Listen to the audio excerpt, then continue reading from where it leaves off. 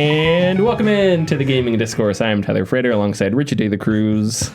Hello. And Chief Engineer Lieutenant Commander Connor Frater. God, he just does not stop talking. It's Monday, March 28th, 2022. Follow us on Twitter and Facebook at the Gaming Discourse. Go to our YouTube channel, YouTube/Gaming Discourse. New video about Halo Infinite. Go watch it. New video, new review of Far Changing Tides. Go watch that.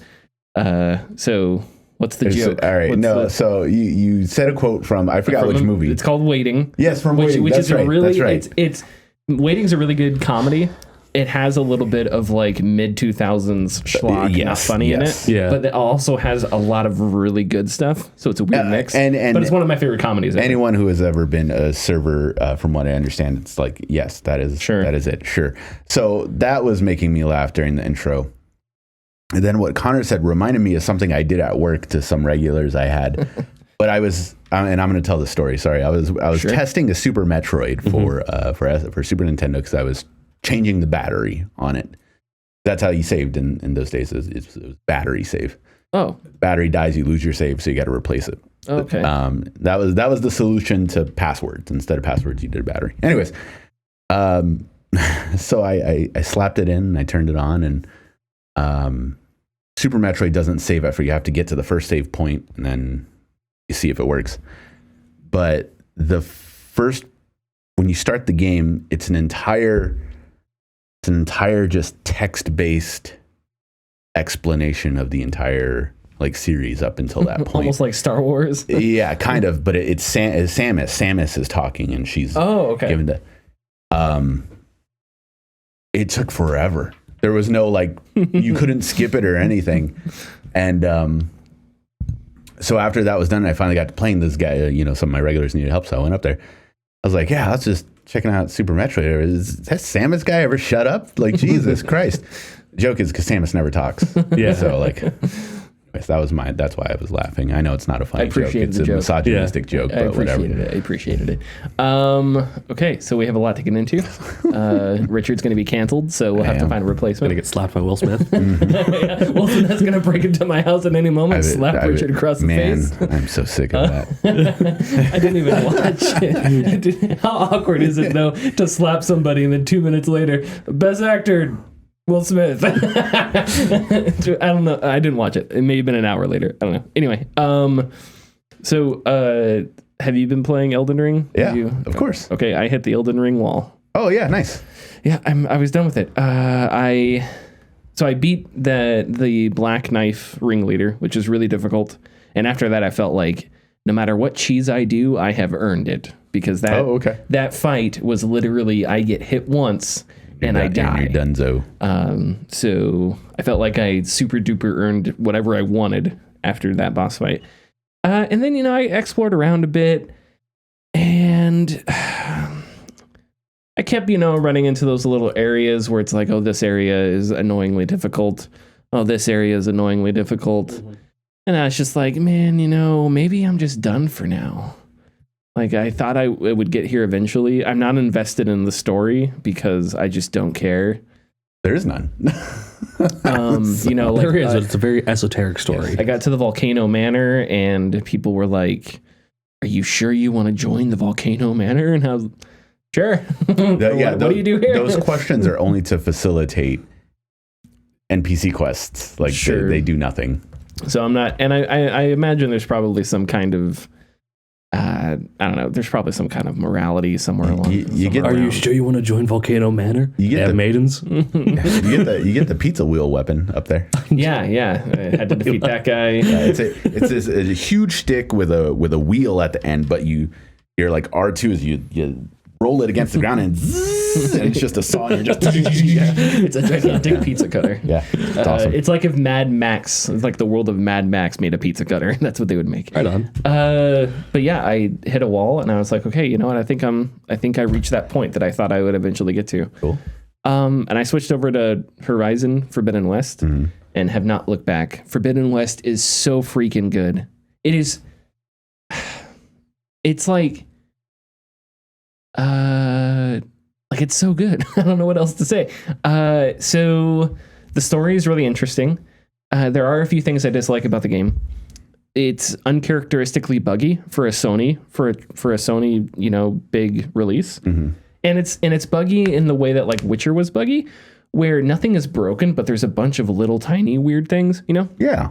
So like at one point I jumped into a river and I was getting out of the river, and Aloy, rather than walking out of the river onto the beach, she swam into the ground and then like clipped up. And it only happened once. And it wasn't in combat, just a little tiny thing. Only happened once, never seen it again. It's a bunch of little things like that. And yeah, if this were published by somebody else, I'd be like, okay, game's released in the state. But I don't know. With my experience, you never see, like when Sony games, when a big Sony release happens, like at least in recent past, I don't remember anything being like super buggy and weird buggy. Am I wrong for thinking There's that? this little game called Days Gone. Was it buggy at Oh, launch? it was buggy as hell. Oh, okay. Yeah, well, then maybe that one. that was also it doesn't happen attributed often, to though, the. right? No, it doesn't. Like Bethesda has that reputation. Yeah. But I don't think Sony has that reputation. No, they don't. They don't. And, Yeah. and it is like, yeah, because Horizon 1 or Horizon Zero Dawn didn't have anything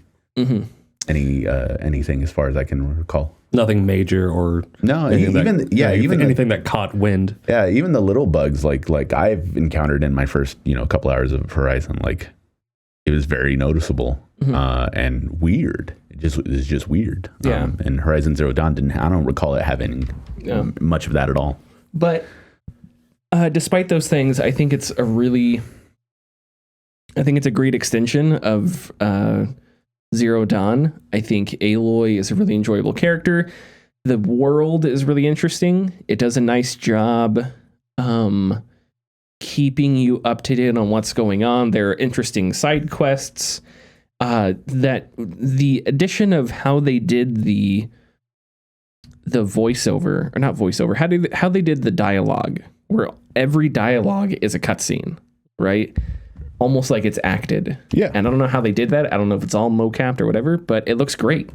And it's it's really it's enjoyable to watch. And it's a really like inspiring story in a sense. So Horizon is about, post-apocalyptic, and you have all these different factions, right? All these different tribes. The Nora, the Karja, the Tenakth, right? The Utaru, all these different tribes. Those are the new ones, right? Yeah, the Utaru, the Tenakth are new. The Nora, the Karja, those are and the Oseram are older tribes from the first game, but they're in this game too. But so as you progress through the game, you eventually get to a point where you have a base where a lot of the characters that you go through the game with, they like hang out at the base. Yeah. So if you go out and do something, you come back to the base, you can talk to them. They'll have like new little side dialogues, right? Awesome. That's Sometimes they'll have quests that you can go, and do things with them. You go back, they're at the base. But it's kind of interesting because Aloy is Nora because she was found by someone who was Nora, and there are people in the Nora tribe, I think, that didn't accept her. Right. So she's sort of an outsider.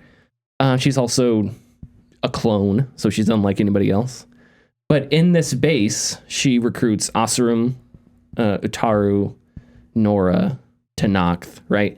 So it's interesting because you have all these clans in this post-apocalyptic world, and Aloy sort of bringing one person from each clan together Melting pot. to achieve something, So to speak. right? To achieve something grander than what these tribes are trying to accomplish, right? And that's a nice story, right? That's sort of a good human story about pushing differences aside, coming together, and fighting for something bigger than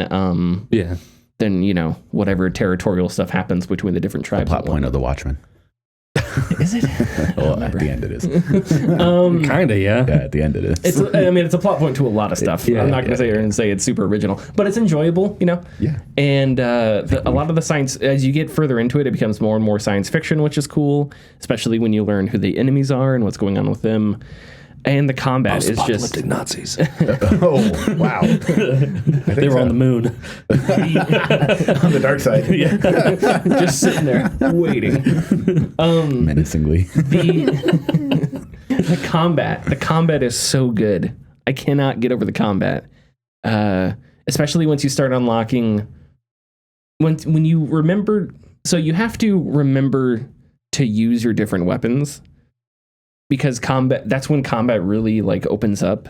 but if you get stuck just using the hunter bow and you forget that like your slingshot has slime and it slows machines down, right? Or your rope, when you fight it, there are winged machines that have parts, that really valuable parts on their wings. Yeah. But they're super hard to shoot because they're flying, so their wings are flapping the whole time. So even though you can slow down time, it's still really difficult to hit, and you have to hit that specific part to knock it off. Yeah. If you just kill the machine, the part breaks. So it's like you can shoot them with a couple ropes, they crash into the ground, and then they're like stuck on the ground for a second, and that's when you hit those parts, and get to get them. To get them, you get like like I said, I have a weapon that it's like slime or paste or something. It's like that thing, and it's kind of like that thing that happens to Mr. Incredible in The Incredibles, like the paste that slows him down. Yeah. You shoot that at a machine, and it'll slow the machine down and make their attacks like not as intense and stuff like that, and that helps with knocking machine parts off. And yeah, like there are, especially like it. I didn't think the harder difficulty made the first Horizon better. I think it definitely makes this one better. And there are some fights with machines that are like 10-minute, just going at back and forth, going at it, just a slugfest, and it's so much fun. And it's so cool seeing the battlefield after the fight, because there are machine parts over here. Like there's a new machine that is one of the cooler machines in the entire game, and it fires like balls of ice, and the balls of ice hit the ground and they explode, and these ice spikes like stay there during the entire course of the battle. So once you defeat this thing, there's a giant machine, there's all these parts, there's all these giant ice, not icicles, but what's the thing that comes up from the ground? Yeah, stalagmite kind of. Just littering the battlefield, and it looks cool as hell.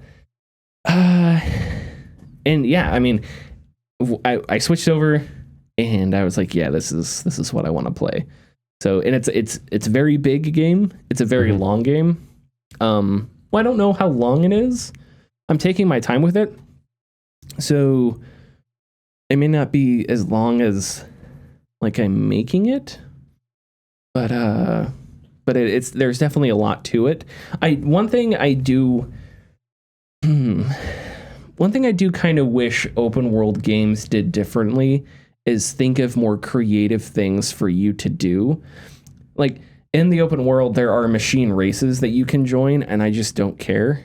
Yeah. Because, every open world has race. Cyberpunk has car races. Witcher had horse races. And it's like, why not come up with something? What about special machines? Like a special machine hunt. Like there's a specific machine that has a bounty that you have to go out and get. You have to hunt it down or something. Stuff like that. Or I don't know, just something that is different, that utilizes the game's mechanics differently. Witcher kind of did that with contracts, because now you're not just hunting a monster, you have to like figure out what the monster is, and then on harder difficulties you have to prepare for it and all that stuff, and that was a lot of fun that no other open world really has. Odyssey with its mercenaries. Yeah. That would just join fights, and then you're like, nah, fuck, now I gotta deal with this shit. Yeah. Really cool dynamics like that in an open world. Ocelots on your back. And I think Horizon would have benefited from going that direction, but it takes a lot of really generic open world tropes. There Safe choices. There are fight pits in every settlement you go to. There are, like I said, machine races, and I just don't have interest in that stuff. You get rewards for completing them, but I'm just not interested in that sort of generic open world content. Yeah, and I think it could have been better had they did something a little more interesting or different, But yeah, but other than that, I am enjoying it a lot. All of the characters are a joy to talk with, and they reckon with the world just in a really cool way. There's a character you'll meet, Zoe, who is an Utaru, and the Utaru, they have a symbiotic relationship with a machine that's a Triceratops. And usually this machine is docile. It crawls across the ground, and it drops seeds, and it plants plants. Awesome. Right? Plant seeds. That's cool. But because of events in the game, they start to go mad. So you have to help them with that. And she has to... So Aloy sort of partners up with her and they go on an adventure. And there are a couple scenes where Zoe is like, I don't know what to believe anymore, because at one point I thought these were gods, but now you're telling me that these are just machines that people built at one point. And so all these characters are sort of dealing with the politics of the world that they're in, and also trying to take in Aloy's message, which is very much a science, like a scientist, like in a movie or current events. It's like, hey, sure, fight over this land, but if I don't get into this temple that you call and shut this thing off, machines are going to kill you. So it's like, I have a much bigger quest, and that weighs on Aloy, and it makes her stressed and a little terse sometimes, but I think that's really enjoyable to watch. So I don't think I've started a video about Into the Radius, which is the VR.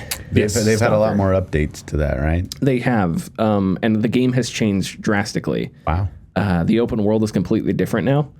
Instead of it being one open world, it's like sections. Little pockets of open world. Yeah, and it makes it a little more difficult because these sections are bigger. And I've been wanting to hop back into it and make a video about it for a while. So it sounds like you need to make a revision. Yeah, and so I'm excited to hop in there. So far it's very good. I definitely benefited from playing it before because I sort of know what to expect. But yeah, Into the Radius is super ambitious, but it's the ambitious that I kind of enjoy. It's not all perfect. There's some jank. It's a small studio making a really ambitious game, and it's VR. But when it's good, it's really, really good. And it's the type of game where, like, before you head out into the zone, your entire inventory you have to put together. So you have to take a magazine, put bullets into the magazine, and store the magazine on your person. And then that magazine has to match the gun you have. Yeah. So not all pistol magazines. Okay. So you don't get inundated with stuff right off the bat. Like you find things slow or you can buy them. So it's not like you keep finding, magazines that don't fit and stuff like that. But you really have to plan out. If you decide you're going to go really deep into the zone, you have to take food, more medicine. You have to take more ammo. If you're doing a quick mission, you probably don't have to take food. You can probably just take a little bit of ammo, So you have to outfit yourself accordingly to what you're going to go out and do. Eventually you get, at least when I played the game for the first time, you get a sleeping bag. And there are safe spots that you can get to that monsters won't catch you and you can sleep. So it's like a little safe area. But you're always depreciating as you're out in the zone because you're running out of food or you're running out of ammo. The more if you're in combat a lot. And it's really fun. It's really creepy, and I'll have more to say about it as I play it a little bit more. So I've probably only put 4 or 5 hours into it thus far. It's a very slow game too. You walk, you're like at a walking speed most of the time. You can't sprint because your character has stamina. And so it's a very slow. Making noise is a factor too, I assume. Yeah. Yeah. If you fire guns, other monsters will hear you. So the game recommends you use subsonic ammunition or silencers, or silencer with the subsonic ammunition, which would drastically lower the sound of your firefights. But then there are enemy ghosts. They're not ghosts. They're like anomaly things, and they have weapons and they'll shoot at you, and that draws people in, monsters in. So yeah, that's the games I've been playing. Before people comment, we know they're called suppressors, not silencers. Oh, did I say silencer? Yeah. I'm sorry. Yeah. I don't know. People will be pedantic, but it's okay. I don't know anything about guns. They go bang, people die. Richard. Yeah, unfortunately. Hey. I'm just choosing you. Oh, I've just been playing Elden Ring, man. I found my new cheese strat. Yay. And I don't think I'm not sure if I'll hit a wall, but I don't think I will because I've made the game easy for myself by now.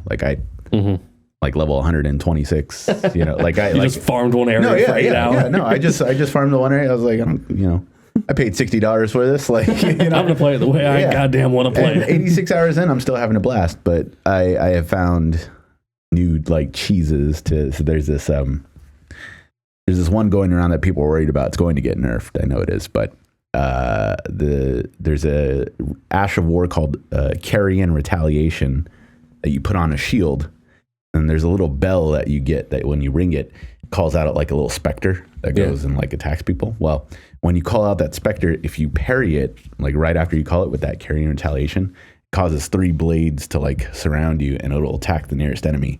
It pretty much one-shots everything. Oh, really? I love that. The really bad thing is that it one-shots everything in multiplayer as well. Like invasions. Like, so if someone invades you and you use it, it'll one-shot them.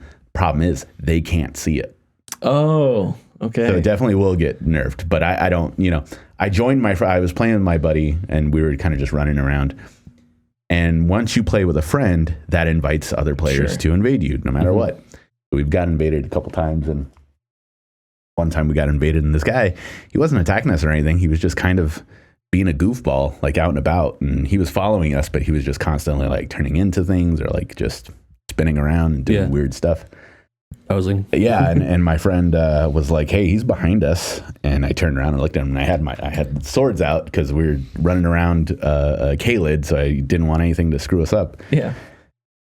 And I start like just like kind of tapping towards him, and he's like, "What are you gonna do?" And I was like, "I don't know." And it just kills him, and I'm like, "Well," you just walk away. We died like immediately after that, but it was just like, "All right, see ya." So we ended up going to a higher difficulty place, and we got invaded by another guy, and he was on our ass. He was trying to kill us, and I had to like quickly and like pull it out and do it, and just immediately like killed him, just knocked him out. It's like, all right, thanks. I want to play the game. I don't want to have to worry about you. Just let me, So I've been doing that a lot. So I'm also at Volcano Manor. I just got there.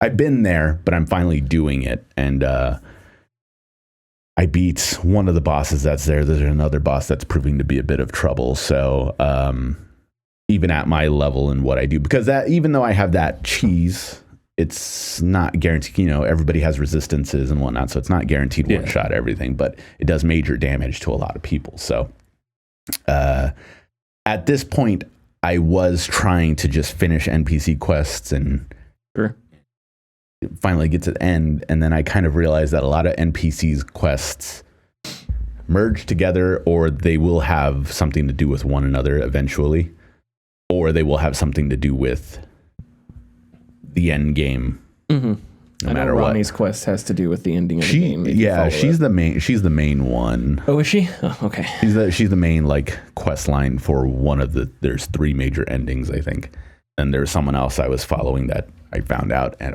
that's part of the ending, or part of one ending, and then there's another ending. But that's all I've been doing. That and trying to play with my friend a little more online. It's fun running around, just kind of attacking and killing things, but getting close to, I'm not hitting a wall, but I'm getting close to having that feeling of, I should probably finish this soon. Yeah.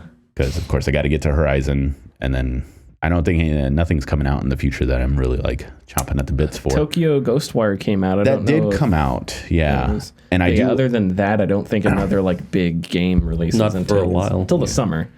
And then fall hits, and we're just going to get steamrolled. All of them, yeah. Coming out in summer. Coming out in summer. I don't know. Exactly. Nothing's coming out in summer. Okay, maybe I got time. I got time. Because I got to beat Horizon, and then I never even started Kena, Bridge of Spirits. I never started that. Yeah, that one won't be very long. So. Yeah, good. But it's there's a lot on the plate, of course. That's all.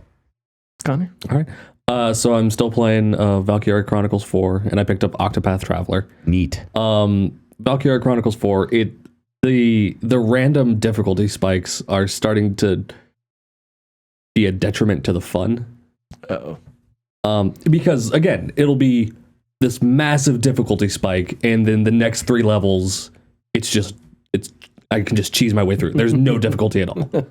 And the last like difficult mission I did, it took me about maybe 20 tries to beat. And the time I beat it, I said, fuck it, I'm just cheesing it now. So I halfway through the mission, I know that like a tank will spawn at a specific area, and this tank just generally wrecks face. So I'm like, all right, I'm going to put 3 mortar teams right here, all in range of this tank that's just in range, and then when it starts to move, they'll have their opportunity attacks, and they'll stop it, and they'll just shell it to hell. And that's what I did. And that's how I beat the game or beat the level. And I'm like, I'm tired of this level. But after that, it was like I did it while half paying attention to the game. The difficulty peaks and valleys is kind of ridiculous, and I don't know how much longer I can, deal with cakewalk, 20 tries, cakewalk, 20 tries. And the story is kind of interesting. There's a lot of generic tropes in it. You have all the character tropes in it, but then like the generic war story tropes are in there, and it's like kind of hoping for a little bit more. Yeah. But I picked up Octopath Traveler, and already the game is so much more fun. I started off with the Scholar, which apparently is like the recommended start, but I was like, oh, this guy sounds cool. He's a black mage. Let's do that. Yeah. Hell yeah. And then I picked up the Merchant, and she's cool, or he's cool. She, yeah. And just getting money randomly is fun. That is also interesting. I love Octopath had that really interesting.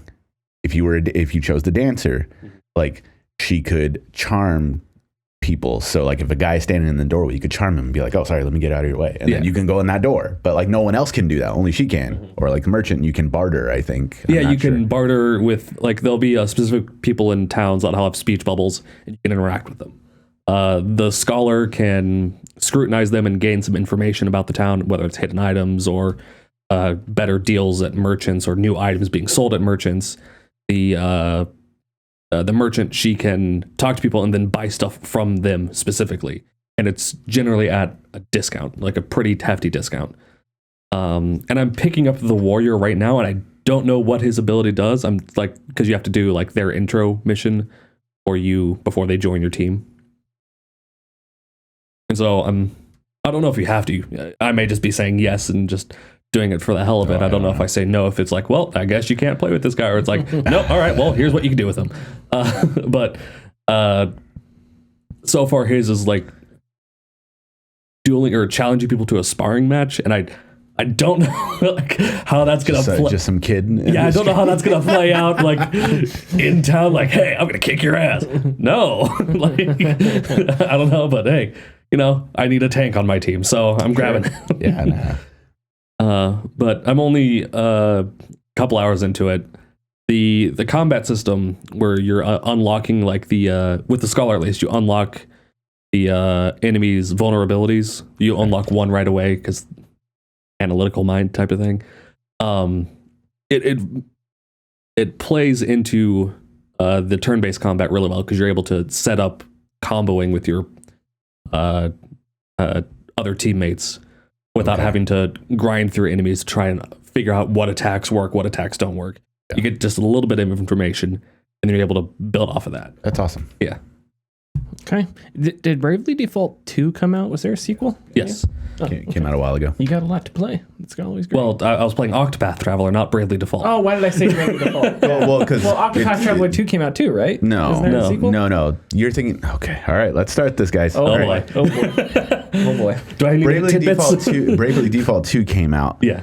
Which Octopath Traveler is made by the Bravely Default guys. Okay. That's what you're getting confused. The new one you're thinking about is Triangle Strategy. Yeah. Which has nothing to do with it, but it's the same developer as well. Gotcha. Okay. I apologize. Idiot. We ready to hit the ad? Yes. Hit the ad. We want to give a massive shout out to the sponsors of this episode. They have been silently supporting us since the very beginning, and we felt it was time to give them some love. The like and share buttons have been at our side since episode 1 of the podcast. They can be found just beneath this episode. Please give them a click, it helps us greatly. If you're feeling lucky, click the bell icon to enter for a notification anytime we post new content. You may be surprised by what you get. People Make Games released a video last week. We didn't talk about it, but I want to talk about it this week, titled Investigating 3 Indie Superstars Accused of Emotional Abuse. The video was 40 minutes long. There's a ton in there. So as always, with the disclaimer, we're not going to be able to get to everything. They talked with 24 game developers from 3 different studios. Emotional abuse is sort of the theme. Emotional abuse specifically from high-profile indie founders, bosses. And I wanted to read a quote, and I'm blanking on the host's name, so I'm just gonna have to look it up afterwards. I apologize. People Makes Games. Quote, I think together these stories make a fairly compelling argument that this isn't just about 3 game studios at all, but instead something bigger, a problem of the way in which power in the indie game space is distributed. Because as well as being a story about abusive bosses, this is also about how those bosses have been protected, end quote. It focuses on Ken Wong at Mountains. Mountains made Florence. Steve Gaynor at Fulbright, famous for Gone Home, and Robin Hunicke at Phenomena, which made I have the game in here. I'll have to get to it later. Phenomena. Yeah. So each is described as creating a toxic workplace. Ken Wong specifically was described as cruel. He gave out harsh feedback, and Mountains even implemented a policy where any employee could decline to have a one-on-one interaction with Ken if they felt Ken was going too far. If the employees said the word pause, the conversation would end, and other members of Mountains' leadership team would come in to mediate. Steve Gaynor, we talked about the Polygon story. Polygon wrote a story about Fulbright back in August. Steve Gaynor is a similar case, said to be demeaning, particularly toward women. And Robin Hunicke is described as emotionally abusive, and specifically, sources said she used personal info about people at work in humiliating and inappropriate ways, sometimes to diagnose why somebody isn't focused on their work. So sources said she'd bring up if they were having trouble dating or it had something to do with their sexuality. Really personal things that you wouldn't expect. Specific, yeah. That you wouldn't expect it or wish or want a boss to bring up in the middle of a workplace. One employee who left Phenomena was brought back on as a contractor for Watam. That's the game I'm thinking of. Watam. For Watam's development by Annapurna, who was the publisher, which we'll talk about here in a second, with the stipulation that they never needed to be in the same room as Hunicke or have any direct contact with her. Wow. So that was part of the contract. A thread that connects all of these stories is Annapurna Interactive. The publisher worked with each studio and was aware of the problems at each studio, but apparently only at Fulbright did the publisher do anything to help the situation, and that's according to that Polygon story, but we're not really sure how of the specifics of it.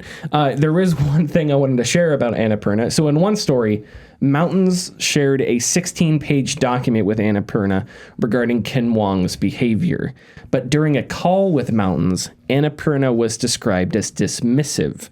And what's worse, and the details are a little strange here, but Wong moved from Melbourne to Adelaide, right? And Mountains is based out of Melbourne. An employee said Annapurna called Wong up about the 16-page document that the employees sent them, and then they suggested essentially reestablishing Mountains in Adelaide and hiring new graduates that would have lesser expectations of things in the games industry instead of putting up with these people that are complaining about poor behaviors. Wong denies that Annapurna made that suggestion. It's a little strange about how that story came about. But it is there, and it is damning because one, that's not something that's super unbelievable, and two, that is downright diabolical. Predatory. That is downright horrible. Yeah. So there's a lot of angles here.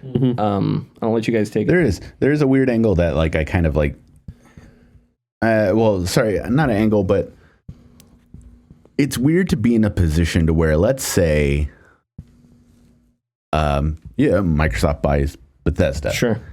And it's Microsoft is now the publisher of Bethesda stuff.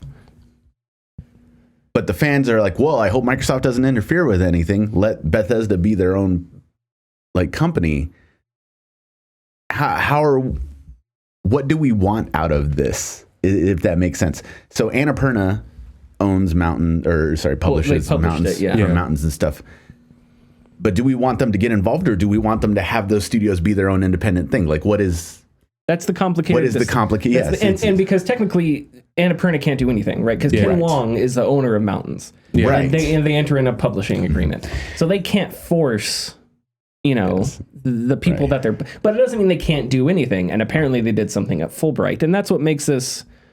That's what makes this sort of a confusing, complicated story. Very much so. And I think I think another large part of that is their attitude, right? If Mountains, when they talked with People Make Games, was like, Annapurna they were apologetic, but they said, we can't do anything. We can talk to Ken, but that's a different story. But their story was dismissive, and they suggested moving the studio and hiring new people. So that's like a totally different tone to take when you're talking about abuse and things like that. I do also think it's interesting with Ken Wong's situation, because it sounds like either him or people who may work very closely with him, like let's say he has like a right-hand man or something, knows that he has an issue. Oh yeah. So there are these rules set up for him when speaking to employees, which does not sound good, but also in the same vein kind of has this at least he knows he has there's a way to stop everything from happening. At the very least, there's rules in place to try to at least mitigate his issues. Right. Which I know that is not a remedy for anything. Yeah, but it's kind of a step in the right direction. They're trying to do something. I guess by definition, it's better than some AAA studios we've heard about, but it's still obviously, I know you're not arguing this, it's still not good. Right. Yeah. It's not good, but they're doing something. It's not the best option that they could have taken, but it's better than ignoring it and or sweeping it under the rug, or acknowledging it and say, well, it happened under my nose, and then ignoring it for 2 years. Sure. I think the other issue there is you can't put a Band-Aid on these things. No. So we say, at least they did this. Okay, but you don't stop it there. No, absolutely. Right. Yeah. No, the thing is, you're supposed to, yes, there's a problem, let's try to fix it. Not, yes, there's a problem, let's just keep stopping it every time. There's supposed to be a solution. And it results in a poor working environment where it generates turnover, and it hinders game development. And, so purely from a business standpoint, it's a bad thing. And a moral standpoint, that's a totally different discussion. I think the other thing is that, there has to be some kind of PR infrastructure. I don't know how to solve any of this. But so often with these stories, this is both at AAA studios and indie studios, like Scavenger Studio. Sources bring up HR, either that there isn't an HR department, the HR department is inept, or the person that runs the HR department is married to the lead designer. Right. Something like that. They have some sort of relationship, yes. And it's just that has to be solved. And that's probably one of those problems that is bigger than just the games industry. That's probably something that's true in a lot of industries. But just because it's in a lot of industries doesn't mean we got to figure out something better to do, because the system that's in place is just not working, because these people don't have anywhere to go. They go to the press reports on it, but the press can't force change. Right. So, but HR departments that have the best things in mind for the employees, that can enforce change, right? Now, I am not an expert when it comes to HR and when it comes to problem solving and toxic workplaces. I have no idea. But I think just the idea of starting there isn't crazy for someone who doesn't know anything about HR to say maybe that we should fix this. And again, the only reason I'm saying it is because in all these stories, there's one or two sources that mention the ineptitude or the absence of an HR department, And so in a universe where there were HR departments or some kind of HR infrastructure in place, do we have this many toxic workplaces? Do we have these things happen? I don't know. I would guess probably not, if they were doing their job, which would be the whole point. Well, that was another thing that I picked up on. And then this is something that we've talked about, and this is something they bring up in the video, the role of the auteur. Yeah. Right? Yeah. And it's funny, in the video, they showed a clip of Ken Levine, right? Of course. And we talked about that a couple months ago, about Ken Levine and, was it Ghost Story? Ghost Story Games? Yes, I believe that's the studio. And the idea of the auteur, and, you know, there's a like, academic theory of the auteur, right? Like, how much effect does one person have on a collective art project? And then I think you just have sort of the practical, which is probably not as much as we give some people credit for. You know, like, and maybe that's something we should talk about differently. And I'm not accusing anybody of anything. I'll just talk about myself. Like, maybe when we talk about Naughty Dog, maybe I shouldn't talk about Neil Druckmann as if he's, you know, the one Steven Spielberg or something. And maybe we shouldn't talk about Steven Spielberg as if he's Steven Spielberg. I don't know. But the idea is maybe we should be more reticent, I think is the word, of the idea that these are made by gigantic groups of people. And by veering away from the auteur theory that, you know, one person controls everything, maybe you get away from giving somebody status or prestige that they don't necessarily have. But that's a really complicated discussion because, you know, how much of an effect does Hideo Kojima have on his games? I'm sure he has a lot. How much effect does Neil Druckmann have on Last of Us 2? He probably had a ton. Yeah. Cory Barlog, you know, with God of War, a ton. But is it fair to say this is Cory Barlog's game? Right. I think Cory Barlog would probably say hell no. Not that I know him or anything, but so anyway, I think that's a fascinating discussion. Mm-hmm. It's one that I think will grow in the future. I think people are kind of like, with these types of stories, with these types of articles, people are starting to kind of, one thing in the past, since the advent of social media's popularity in like the early 2010s and mid 2010s, is the notion of you need to be credited for your work. Oh, yeah.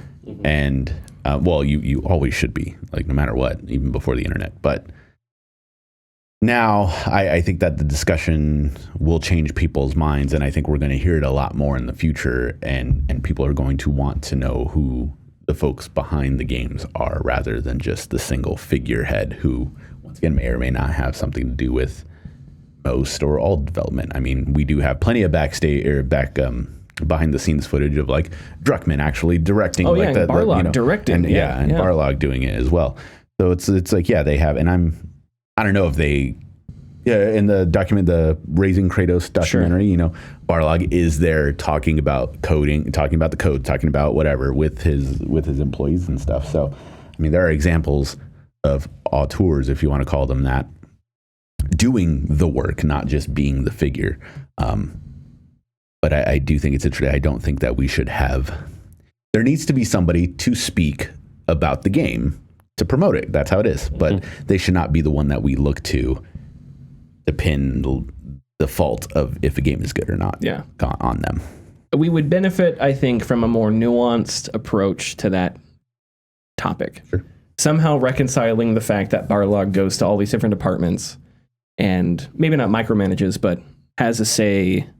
sees how things are going. Yeah. Has an understanding in most of them. But at the same time that Studio Santa Monica, or is it Santa Monica Studio? Santa Monica Studio, yeah. At the same time, Santa Monica Studio is a team, right? Mm-hmm. So there's got to be some kind of nuance in there that it's not all Barlog, but there isn't zero Barlog. And I'm just using Barlog as as one example. And maybe part of... Oops, hit my mic. Maybe part of understanding that is just having the discussion we're having now. Just acknowledging that it's more complicated than, you know, produced by Hideo Kojima, written by Hideo Kojima, blah, blah, blah, Hideo Kojima. Which, not to say he doesn't do a lot. Sure he does, but not the point. Anyway. We talk about Netflix? Oh, yes. Sorry. Netflix acquired its third game studio, Boss Fight Entertainment, joined Night School Studios, the developers of Oxenfree, and Next Games, the devs of Stranger Things Puzzle Tales. In a statement, Boss Fight's founders said, quote, Boss Fight's mission is to bring simple, beautiful, and fun game experiences to our players wherever they want to play. I had to swallow there for a second, sorry. Netflix's commitment to offer ad-free games as part of member subscriptions enables game developers like us to focus on creating beautiful, delightful gameplay without worrying about monetization. End quote. They are... We haven't talked about Netflix with gaming. I know that they've done a couple things. They have Minecraft story mode on there from Telltale. Yeah. On their like service, so you just watch it, but you press whatever button on your remote to do whatever. I didn't know this. Yeah, and then that episode of Black Mirror. Yeah, it was like a choose your own adventure. Right. But so I haven't looked into Netflix much. Are they just gonna is it like Stadia? They're just gonna be streaming this stuff? Like, what type of controller are we using? Like, what is the deal? That's what I find interesting, because I haven't used it either. I use Netflix. Where the hell are the games at? So there's a lot of questions that I have as well. Yeah. But I have, and I guess the stuff that I'm curious about is, all right, so you want ad-free games that aren't focused on monetization. That's great. But one, unless you're going to build an infrastructure for downloading your stuff, everything Netflix does is going to be streamed. So it's okay. That's problem number one. Problem number two is, all right, you're not doing any monetization. That's fine. But the incentive for the incentives don't line up. If you are a subscription service, you have to retain people. And if you make video games that don't have monetization tails, then your goal is not to retain people, right? God of War's goal was not to retain people, unlike Destiny 2. Mm-hmm. So those goals don't align. Now, personally, I would love it if Netflix started making single player games, and I would absolutely love that. Don't get me wrong, but it's just from a executive business mindset, it just doesn't make sense. Right. So that's what I'm curious about, because those things don't seem to mesh, and it feels like they would have to. But maybe it's something where Netflix is experimenting. They're not losing a ton of money on it. And so they're like, let's see what we can do. Yeah, I don't want to say if they're losing or gaining money. Like, I have no clue. They would. Video games aren't cheap to make. Movies aren't either, and TV shows aren't either. But that's just another cost that they're adding onto their plate with, and that's going to drop down to the consumers. So they'll probably raise prices again or whatnot. But you also have games depend on being a success or not.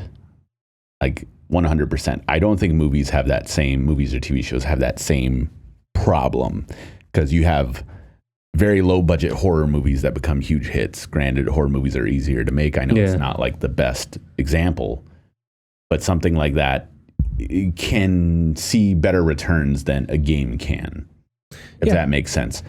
But secondly, I think this could be a detriment to Netflix in the sense that they may have an identity crisis. How are they going to convince people to play or jump onto the ship of video games when Netflix is just plain and simply TV and movies? Like, nobody else knows them for that. Like, if they were, hey, we're getting into video games, we're going to have a different service focused on that. Mm-hmm. I think that's different. That's more, you get your point across that way. Mm-hmm. If they just, like, you didn't even know that Minecraft thing was on Netflix. I had no idea. Right? So how are they going to advertise to people like, this is a video game that you can play? Are people even going to be interested in it? Especially particular audiences. Just, I guess, things I'm thinking about. I mean, this could be just them dipping their toe in the water, seeing if they could get streaming video games to work. Because they already have a really solid infrastructure for streaming down. Yeah, they do. They just have to modify it for video games. And whether or not that is successful, who knows? They could just be, trying it out. They might even just start, producing more games for, that, like, the Stranger Things games, where it's, mobile games, stuff like that. They're just pushing out just for, more or less ad for their shows. You know what Netflix should bring back? Remember that weird interim period in like the early 2010s where every game had a accompanying app? Oh yeah. Yeah. That's what they should do. So like, you want to play this game, use your phone. Your phone will be the controller. That'd be interesting. It wouldn't. I don't want it. Yeah. I'll tell you I hate that idea already. I'll tell you what. I am more open to this than I am Google Stadia. Yeah. Man, Google Stadia ain't doing still it. annoyed with Google Stadia's. Well, you don't have to. But Tyler, you could get your first dibs on a username. Don't use that as a selling point. That is so. That is so annoying. Richard. You don't want to be XXX sniper boy 69 XXX.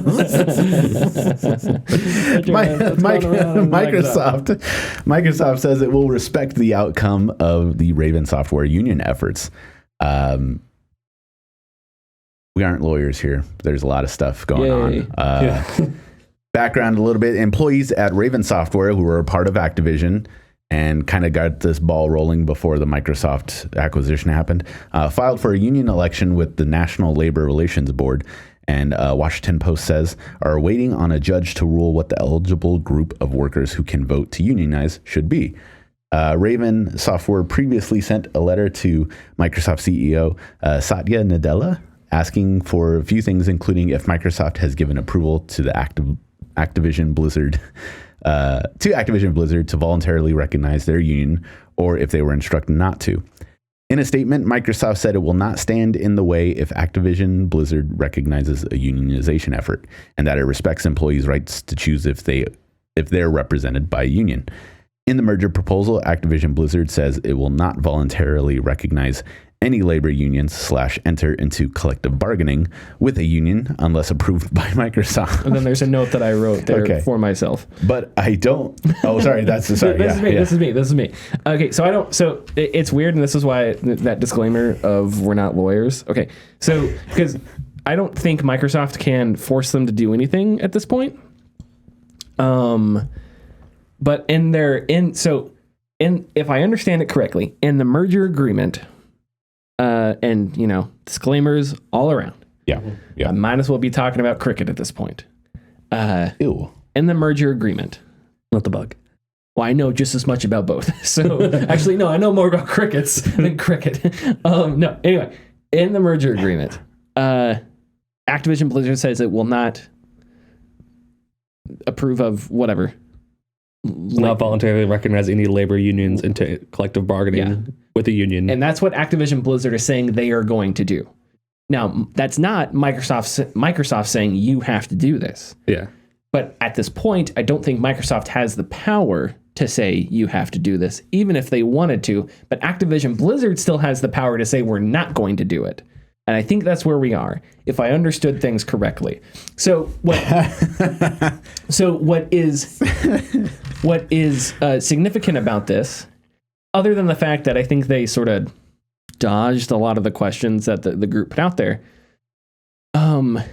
this sounds like once the merger goes through, Microsoft isn't going to stop anything. Mm-hmm. And if they don't stop anything, that would mean that Activision Blizzard would have to recognize the union, I guess, because they're a subsidiary of Microsoft. And again, not a lawyer, but I'd imagine a subsidiary of a larger company can't not recognize a union, because even if the bigger company is, so that makes sense in my head, but I don't know. And video games, right? Yeah, no. When I was reading that, it sounded like, "Hey mom, can I make you a union? Go ask your dad. Hey dad, can I make a union? Go ask your mom." Yeah. Okay. No, it is that. It's, "Hey mom, can I make a union? Mom, why are you assaulting me for 10 years? And then mom says, Jesus. Mom says, go ask your dad, but no. And then dad says, You know what? Actually, I was gonna say we're gonna merge. That takes us to a totally different place. Whoa! We're gonna go on Tidbits. We're gonna go on Tidbits. Play Tidbits. One thing that stood out to me, and it may have been that I was reading this at 3 a.m. But the Microsoft said it will not stand in the way if Activision Blizzard recognizes it. So does that mean that they'll stand in the way if Activision Blizzard doesn't recognize it? Oh, Jesus.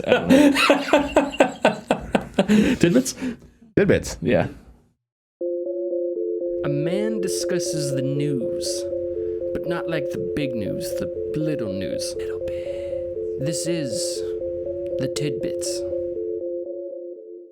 Joke's on you, listeners. I got no tidbits this week. Got him. I got him. Honestly, it was a slow week. I couldn't find anything. I mean, one thing of note I did find, or not find, but it happened yesterday. Unfortunately, the creator and writer of the independent game Coffee Talk passed away. I don't know if you guys have heard of Coffee Talk, but it came out last year or about a year and a half ago. And I am finding his name here. I'm sorry. But yeah, he wrote and developed Coffee Talk. He sadly passed away. We don't, of course, know why. I mean, I'm not going to report on something I don't know. But he did have asthma issues, from what I understand. Mohammed Fahmy? Yes, that was it. Thank you very much for grabbing that. I was trying to. Yes, he was 32 years old. That sucks. Very because Coffee Talk was somewhat a success. So yeah, it's just very unfortunate, but sucks. It is. Yep. It does suck. And we lost Taylor Hawkins this week too. Yep. Don't talk to me, man. Which sucks. I was very upset that night. Yeah. And it's one of those things where like celebrities, right? Like you don't know these people. No. So I don't know. It sucks when someone that you enjoy their art or whatever dies, but there's that disconnect there that you have to remember. But every now and then it's like somebody that is like, damn, Foo Fighters. Yeah. You can't, so that really sucks, It's the same thing with like Leonard Nimoy when he passed, It's like, damn, that's Spock. That really sucks. But anyway, the worst year ever continues from 2019 all the way to right now. The worst year continues. Been one continuous thing. Follow us on Twitter and Facebook at The Gaming Discourse. Go to our YouTube channel, YouTube/Gaming Discourse. Check out the videos, Halo Infinite video, Far Changing Tides video, and we will see you next week. Bye. Bye-bye.